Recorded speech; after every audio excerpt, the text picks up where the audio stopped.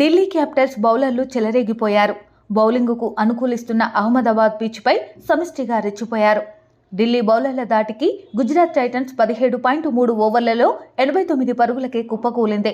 IPL చరిత్రలో గుజరాత్కు ఇదే అత్యల్ప స్కోరు కావడం గమనార్హం. Rashid Khan top scorer. Toss ఓడి బ్యాటింగుకు దిగిన గుజరాత్ టైటన్స్ ఆది నుంచే వికెట్లు కోల్పోయింది. రెండో ఓవర్లో కెప్టెన్ శుభ్మన్ గిల్ పెవిలియన్కు చేరాడు. ఇషాంత్ బౌలింగ్లో షాట్కు యత్నించిన గిల్ కవర్లో ఉన్న పృథ్వీ షా చేతికి చిక్కాడు. ఆ తర్వాత గుజరాత్ వరుసగా వికెట్లు కోల్పోయింది. ఆతిథ్య జట్టు గుజరాత్కు ఎలాంటి అవకాశం ఇవ్వకుండా ఢిల్లీ బౌలర్లు క్రమం తప్పకుండా వికెట్లు తీశారు. పవర్ ప్లేలో 30 పరుగులకే 4 వికెట్లు కోల్పోయిన గుజరాత్ టైటన్స్ ఆ తర్వాత 48 పరుగులకే 6 వికెట్లు చేజార్చుకుంది.